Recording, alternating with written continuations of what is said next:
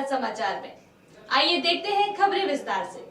Sponsored by Mohan Motors. Buy, sell, exchange, finance and insurance. Satish Kaushik का अंतिम संस्कार। अभिनेता निर्देशक सतीश कौशिक का गुरुवार रात मुंबई के ओशिवारा में अंतिम संस्कार किया गया। कथित तौर पर दिल का दौरा पड़ने से 66 वर्षीय फिल्म निर्माता का नई दिल्ली में निधन हो गया। बॉलीवुड सितारे सलमान खान, शिल्पा शेट्टी, रणबीर कपूर, फरहान अख्तर, अभिषेक बच्चन, ईशान खट्टर, पंकज त्रिपाठी, शहनाज गिल और अन्य अभिनेता फिल्म निर्माता को अंतिम सम्मान देने के लिए मुंबई में सतीश कौशिक के आवास पर पहुंचे, जिनका नई दिल्ली में निधन हो गया। कथित तौर पर उनका निधन दिल का दौरा पड़ने से हुआ।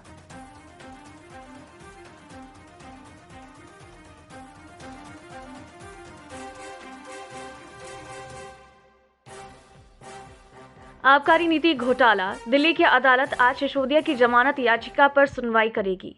दिल्ली की एक अदालत शुक्रवार को आम आदमी पार्टी के नेता और पूर्व उप मुख्यमंत्री मनीष सिसोदिया के आबकारी नीति के मामले में जमानत अर्जी पर सुनवाई करेगी। उन्हें कई घंटों तक पूछताछ के बाद 26 फरवरी को केंद्रीय जांच ब्यूरो ने गिरफ्तार किया था। सीबीआई के विशेष न्यायाधीश M.K. राव एवेन्यू कोर्ट के नागपाल ने 6 मार्च को सिसोदिया को 14 दिनों की न्यायिक हिरासत में भेजा। न्यायाधीश ने उन्हें 20 मार्च तक न्यायिक हिरासत में भेजने से पहले सीबीआई को 7 दिनों के लिए रिमांड पर दिया था।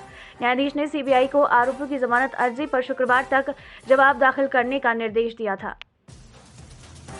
पंजाब में सीमा से सुरक्षा बल BSF ने पाक घुसपैठियों को गिरफ्तार किया। सीमा सुरक्षा बल ने शुक्रवार को पंजाब में भारत पाकिस्तान अंतर्राष्ट्रीय सीमा से एक पाकिस्तानी घुसपैठियों को पकड़ा। सीमा बल के एक प्रवक्ता ने यह जानकारी दी। उन्होंने कहा, घुसपैठियों ने 9 से 10 मार्च को दरमियानी रात सीमा पार की और राज्य के फिरोजपुर सेक्टर में सीमा चौकी तीरथ के इलाके से भारत में प्रवेश किया। प्रवक्ता ने कहा, प्रारंभिक पूछताछ के दौरान व्यक्ति ने बताया कि वो पाकिस्तान के खैबर जिले का रहने वाला है। अपरिहार्य प्रतिबद्धताओं के कारण भारत में SCO की बैठक में शामिल नहीं होंगे पाकिस्तान के प्रधान न्यायाधीश। 10 से 12 मार्च 2023 तक नई दिल्ली में होने वाली शंघाई सहयोग संगठन के प्रमुख न्यायाधीशों की बैठक में पाकिस्तान भाग नहीं लेगा। एक बयान में पाकिस्तान के विदेश कार्यालय के प्रवक्ता मुमताज जहरा बलूच ने कहा, SCO के सक्रिय सदस्यों में से एक के रूप में पाकिस्तान नियमित रूप से सभी SCO गतिविधियों में भाग लेता है और उनके परिणामों में रचनात्मक योगदान देता है।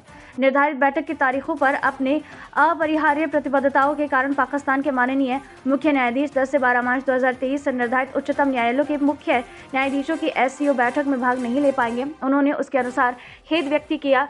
उनके भारतीय समकक्ष जो बैठक में वर्तमान अध्यक्ष मेजबान है, बयान में कहा गया। दिल्ली में कविता की 1 दिवसीय भूख हड़ताल में शामिल नहीं होगी कांग्रेस।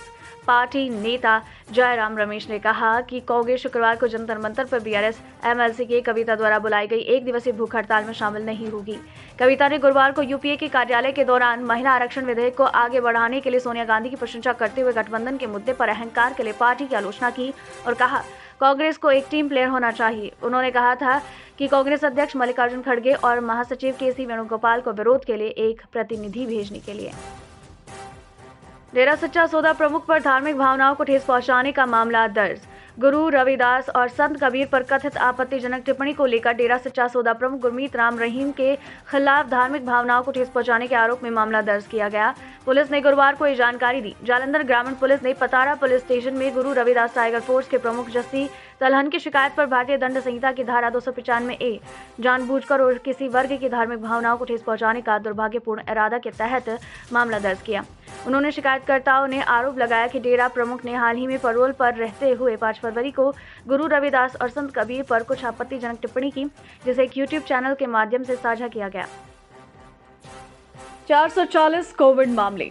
24 घंटे में भारत में वायरस से संबंधित 1 मौत शुक्रवार को अपडेट किए गए। केंद्रीय स्वास्थ्य मंत्रालय के आंकड़ों के अनुसार भारत में 440 नए कोरोना वायरस संक्रमण दर्ज किए गए, जबकि सक्रिय मामले बढ़कर 3,294 हुए। मृत्यु की संख्या 5,30,789 है, जिसमें 1 मौत राजस्थान द्वारा, 1 कर्नाटक और 1 मृत्यु केरल में हुई, जो कि सुबह 8 बजे अपडेट किया। कोविड मामलों की संख्या 4.46 करोड़ दर्ज की गई। मंत्रालय ने कहा कि राष्ट्रीय कोविड-19 से ठीक होने की दर 98.80% दर्ज की गई है। ऑस्ट्रेलियाई PM का राष्ट्रपति भवन में रस्मी स्वागत किया। ऑस्ट्रेलियाई प्रधानमंत्री एंथनी अल्बनीज का आज नई दिल्ली में राष्ट्रपति भवन के प्रांगण में रस्मी स्वागत किया गया। प्रधानमंत्री नरेंद्र मोदी ने राष्ट्रपति भवन में अपने ऑस्ट्रेलियाई समकक्ष का स्वागत किया। ऑस्ट्रेलियाई पीएम ने गार्ड ऑफ ऑनर का निरीक्षण किया। अल्बनीज ने कहा, मैं यहाँ गर्मजोशी से स्वागत के लिए प्रधानमंत्री मोदी को धन्यवाद देता हूँ। ऑस्ट्रेलिया और भारत बहुत अच्छे दोस्त हैं, हम साझेदार हैं और हम उस साझेदारी को हर दिन और मजबूत बना रहे हैं। मेहमान नेता ने कहा, हम क्रिकेट के मैदान पर दुनिया का सर्वश्रेष्ठ बनने के लिए प्रतिस्पर्धा कर रहे हैं, लेकिन साथ मिलकर हम एक बेहतर दुनिया का निर्माण करें। लालू यादव से जुड़े जमीन घोटाले मामले में बिहार में छापे। ईडी ने शुक्रवार को बिहार के कई शहरों में नौकरियों के लिए जमीन घोटाले के मामले में मनी लॉन्ड्रिंग जांच के सिलसिले में तलाशी ली, जिसमें राजद नेता लालू प्रसाद और उनकी पत्नी राबड़ी देवी से सीबीआई ने हाल ही में पूछताछ की थी। अधिकारियों ने कहा कि पटना और फुलवारी शरीफ जैसे शहरों में राष्ट्रीय जनता दल से जुड़े कुछ नेताओं की तलाशी ली जा रही है। उन्होंने कहा कि मामला यादव परिवार और उनके सहयोगियों को सस्ते दामों पर उपहार में दी गई या बेची गई जमीन के बदले रेलवे में कथित तौर पर नौकरी देने से संबंधित है। सीबीआई ने इस मामले में लालू प्रसाद यादव, उनकी पत्नी और बिहार की पूर्व मुख्यमंत्री राबड़ी देवी और 14 अन्य के खिलाफ आपराधिक साजिश और भ्रष्टाचार निवारण अधिनियम के प्रावधानों के तहत चार्जशीट दायर की और सभी आरोपियों को मार्च के लिए तलब किया, 15 अधिकारियों ने कहा था। केसीआर की बेटी के कविता की दिल्ली में भूख हड़ताल, आज 12 दल शामिल हो गए। भारत राष्ट्र समिति की वरिष्ठ नेता के कविता संसद में महिला आरक्षण विधेयक पेश करने की मांग को लेकर आज नई दिल्ली में भूख हड़ताल कर रही हैं। तृणमूल कांग्रेस, राष्ट्रवादी Congress party, national conference, Janata Dal, राष्ट्रीय जनता दल और समाजवादी पार्टी सहित कई दलों के नेताओं के राष्ट्रीय राजधानी में जंतर मंतर पर सुश्री कविता के दिन भर के विरोध में भाग लेने की उम्मीद है। ये दिल्ली शराब नीति घोटाले के संबंध में प्रवर्तन निदेशालय द्वारा उनसे पूछताछ के एक दिन पहले आया है। मुख्यमंत्री के चंद्रशेखर राव की पुत्री कविता ने कल कहा था कि 18 दलों ने विरोध प्रदर्शन में भाग लेने की पुष्टि की।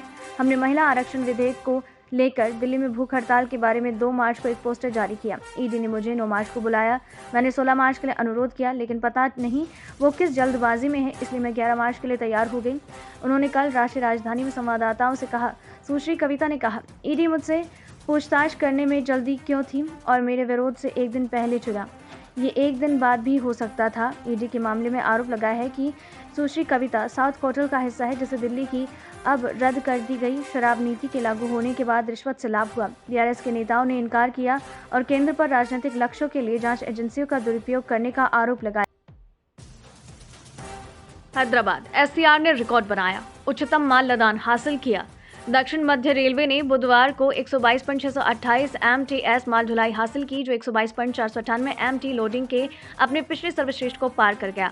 पिछले वर्ष की तुलना में एससीआर की वर्तमान वर्ष की ढुलाई 12% ज्यादा है। एक प्रेस विज्ञप्ति में कहा गया कि वृद्धिशील माल ढुलाई के मामले में सभी जोनल रेलवे के बीच दक्षिण मध्य रेलवे चालू वित्त वर्ष के दौरान दूसरे स्थान पर रहा।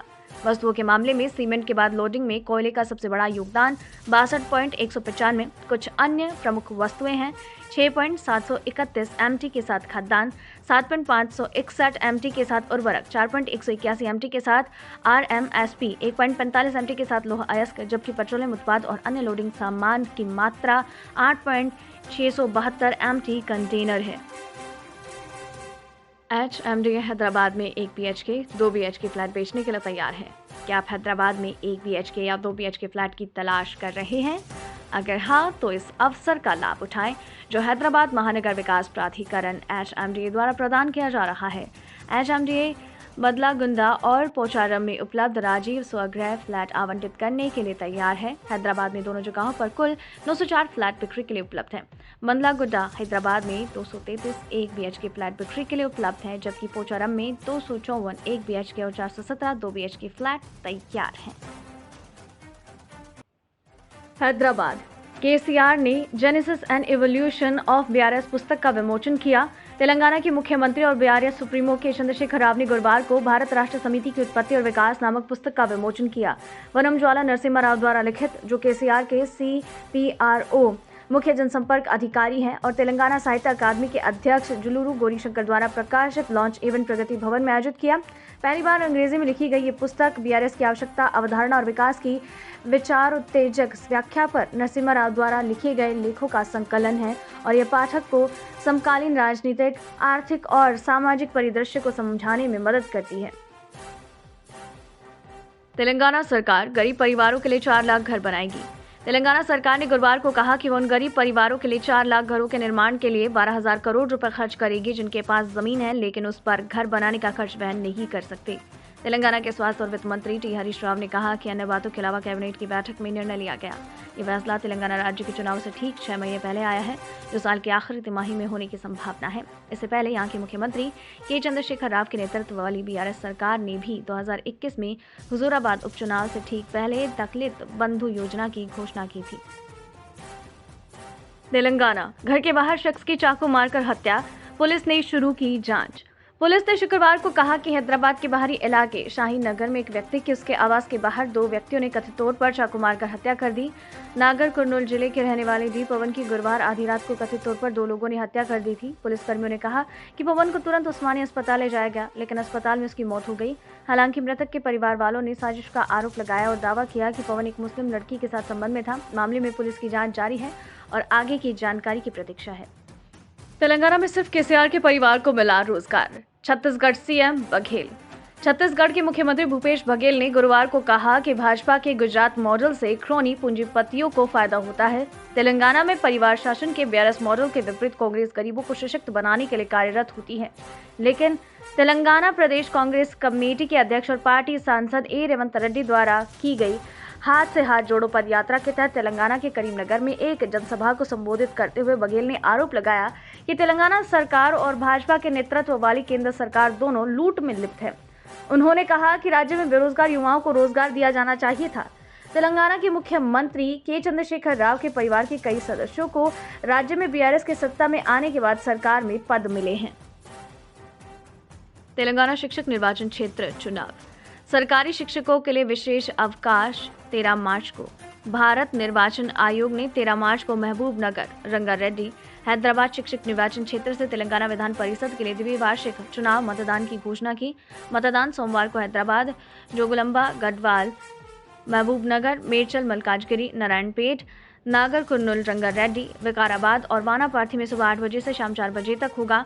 तेलंगाना के मुख्य निर्वाचन कार्यालय ने मतदान के दिन केंद्र और राज्य सरकार के कर्मचारियों को विशेष आकस्मिक अवकाश देने का आदेश दिया ताकि वो अपने मताधिकार का प्रयोग कर सकें। हालांकि निजी प्रतिष्ठानों के कर्मचारियों को सूचित किया गया था कि जनप्रतिनिधित्व अधिनियम 1951 के तहत राज्य विधान परिषदों के चुनाव के लिए सामान्य अवकाश घोषित करने का कोई प्रावधान नहीं है। यात्रियों की सुरक्षा सुनिश्चित करने के लिए तेलंगाना में कैब ऑटो ट्रैकिंग सिस्टम होगा। रेलवे या बस स्टेशन से यात्रा करने वाले यात्री, विशेषकर महिलाओं की सुरक्षा सुनिश्चित करने के लिए राज्य सरकार विशेष रूप से देर रात से सुबह तक कैब या ऑटो ट्रैकिंग सिस्टम स्थापित करेगी। इस आशय के लिए आईटी और उद्योग मंत्री केटी रामाराव ने शुक्रवार को पुलिस विभाग से उपाय शुरू करने को कहा। मंत्री ने ट्वीट किया, पुलिस महानिदेशक डीजीपी अंजनी कुमार गारू से जल्द इस पर विचार करने और राज्य भर में सभी रेलवे बस स्टेशन पर इस तरह की व्यवस्था स्थापित करने का अनुरोध किया। सौतेली बेटी से कई बार रेप करने के आरोप में हैदराबाद के शख्स को 20 साल की सजा। हैदराबाद की एक अदालत ने नाबालिग लड़की का कई बार यौन शोषण करने के आरोप में हैदराबाद के 39 वर्षीय व्यक्ति को यौन अपराधों से बच्चों के संरक्षण अधिनियम 2012 के तहत 20 साल के सश्रम कारावास की सजा सुनाई। शख्स की सौतेली बेटी अभी 15 साल की है। आरोपी ने उसे 5 से 6 महीने तक धमकी दी, उसके साथ बलात्कार किया। आखिरकार उसने अपनी मां से बात की, जिसके कारण फरवरी 2021 में शिकायत दर्ज हुई। गुरुवार को नामपल्ली में 12वीं के अतिरिक्त मेट्रोपॉलिटन सत्र न्यायाधीश ने व्यक्ति को 20 साल से सश्रम कारावास की सजा सुनाई और 1000 रुपए जुर्माना भी कहा जाता है कि शोषण के बाद लड़की आघात और पीड़ा में फिसली। रेड कार्पेट पर चलते हुए हम पूरे देश को अपने दिल में लेकर चलने वाले हैं। जूनियर एनटीआर अकादमी पुरस्कारों के साथ लगभग यहां अभिनेता जूनियर एनटीआर ऑस्कर में भाग लेने के लिए लॉस एंजलिस में उतरे, जहां गोल्डन ग्लोब में शानदार जीत के बाद महाकाव्य पीरियड एक्शन ड्रामा आरआरआर के नाटू नाटू को सर्वश्रेष्ठ मूल गीत श्रेणी में नामांकित किया, जबकि अभिनेता के वफादार प्रशंसक ऑस्कर में रेड कार्पेट अपनी मूर्ति को देखने के लिए उत्साहित हैं। ग्लोबल आइकन ने हाल ही में लॉस एंजलिस के एक समाचार चैनल KTLA के साथ एक साक्षात्कार में बताया कि वो कैसे सिर्फ रेड कार्पेट पर नहीं चलेंगे बल्कि पूरा देश। मुझे नहीं लगता कि वो जूनियर एनटीआर या कोमाराम भीम होंगे जो रेड कार्पेट पर चलने वाले हैं। ये भारत होगा जो रेड कार्पेट पर चलेगा। हम रेड कार्पेट पर चलते हुए पूरे देश को अपने दिलों में लेकर चल रहे हैं, इसलिए मैं उत्सुक हूँ, जूनियर एनटीआर ने कहा। अभी के लिए इतना ही। लगातार खबरों के लिए बने रहिए हमारे साथ। नमस्कार।